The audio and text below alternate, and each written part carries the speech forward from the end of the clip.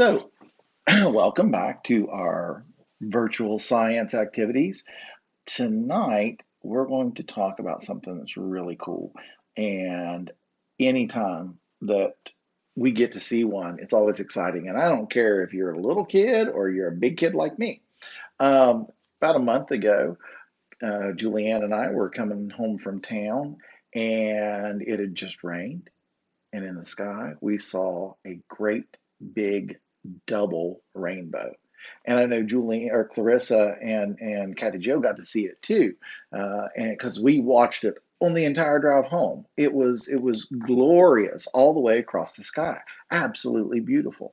And every time we see a rainbow, we always think about that God made a promise to all of us that after Noah and the flooding of the earth, that God was like, I'm not going to do that to you again. And here is my promise to you, is this glorious rainbow.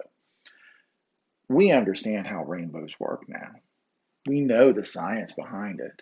Maybe, and we saw this, I think it was on the news one evening, about a red rainbow. That was the only color in it. Julianne, do you remember why? In the rainbow, all the other colors had scattered and leaving only orange and red, which caused it to show only the red. Do you remember what time of day it It was? was sunset. Was it sunset? Yeah. So when the sun is low in the sky, it was just a red rainbow. Pretty cool. Now, we know that when light goes bouncing through water, that it causes it to split apart. That white light, you can break it into other visible lights.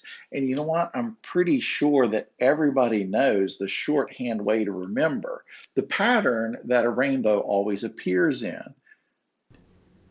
So how do we remember the order of the colors in a rainbow? Roy G. Biv. And what does Roy G. Biv stand for? R stands for red. O stands for orange. Y stands for yellow. The G is for green. The B is for blue. And then there's I is indigo and V is violet. Hey girls, look on the wall behind you. A rainbow! And that's been hanging there for like ever. I know. All right. It's staying up. The Roy G. Biv is a useful thing called a mnemonic to help us remember the order of colors in the rainbow. But they always show up in the same pattern, no matter where you see it. Maybe you've been outside, get the water hose out and spray some water in the air, and you can even make a little rainbow that way. And it's pretty neat. What we're going to show you is another way of creating a rainbow. Now, in my backyard, I have a couple of fruit trees. I have some apple trees and a pear tree and a plum tree and a couple of peach trees. And my peach trees were doing pretty good until I noticed I had crows trying to eat all my peaches. So I went online. I went, how do I get rid of the crows?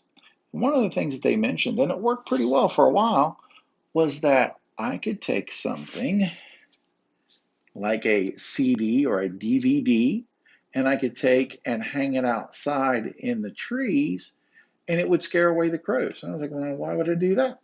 Well, we're going to show you in just a moment what happens when light hits the back of a CD. And when the light would hit the back of the CD and the trees, it would do something, and the crows would be like, whoa, what's that? I ain't going over there. So let's have the girls help us out and see what we can see. All right. So we have the back side of the CD, and we have Julianne's got a little flashlight, and she's going to shine it, and hopefully we can see what happens. All right. All right. So Clarissa, what did you see when you looked at it? A rainbow! You saw a rainbow. That's pretty awesome.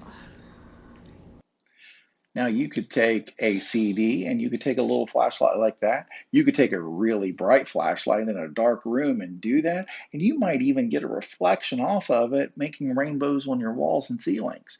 Sometimes even in our house, as the sun comes up and hits some of our windows in the right way, we'll end up with rainbows on the walls, and the girls go around trying to figure out where they're coming from.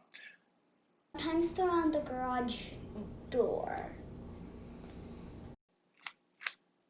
So the reason why you see all that little rainbow on the back of the CD or the DVD is because there are many small little grooves on the back of the CD or the DVD. And there's a laser beam in that player. And when that laser beam is hitting the back of it, it's reading all these little microscopic bumps that are all over on the inside of the CD.